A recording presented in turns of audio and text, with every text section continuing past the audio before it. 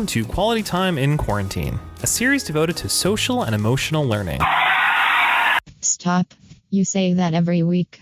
What does it even mean? Oh, sorry. I just assumed everyone knew what SEL was about. Okay, let me break it down. Social and emotional learning, or SEL, is different than regular subject area learning. Instead of giving students knowledge, SEL gives students skills. Skills on how to be a happier human.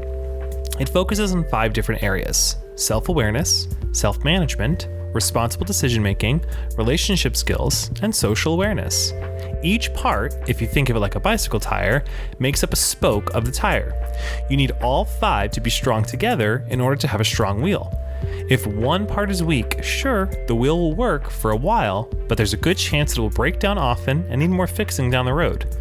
All of the activities and tips that I have suggested help to keep the different spokes they relate to strong so that our wheel can keep spinning. What? Now that that's out of the way, let's dive into the topic of today's episode. Boredom. Oh. We all got it. We don't want it. So what do we do with it? Well, I have some ideas. Let's start with the obvious. TV, movies, and streaming. During our time at home, I have found that comedies are the best way to take my mind off of what's going on. The Office, Parks and Rec, and 30 Rock are my go-to comedies, and even though I've seen each at least 4 times, I never not laugh while watching them. Disney Plus has also been doing a wonderful job of keeping us occupied by releasing big-name movies like Frozen 2, Onward, and Star Wars Rise of Skywalker. The world of streaming is definitely appreciated during this time at home. Movies and TV are great ways to subside the boredom, but they are temporary. After a while, even Michael Scott can't distract you. I regret my action. That is where books come in. Bruh. Okay, never mind. Even though reading is a wonderful way to pass the time, I'll move on. Podcasts are a great way to distract yourself, and they don't require all of your focus, so you can work on other things while listening. There's a podcast for just about everything. Looking for the news? There's a podcast for that. Looking for a story? There's a podcast for that. Looking for an in-depth discussion into gardening? There's a podcast for that. How about a mini-series devoted to SEL with a host who is hilarious?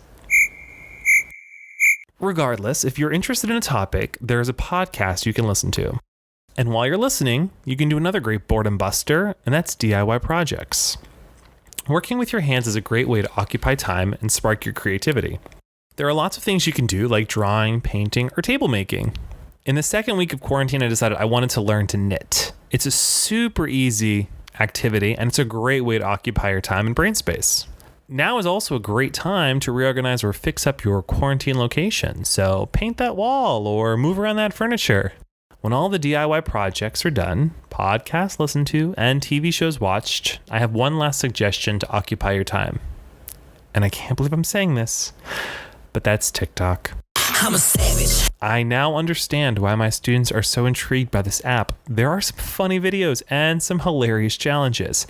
I will say there's a lot of inappropriate content that I don't appreciate, but the dances and glimpses into other quarantine life are a great distraction.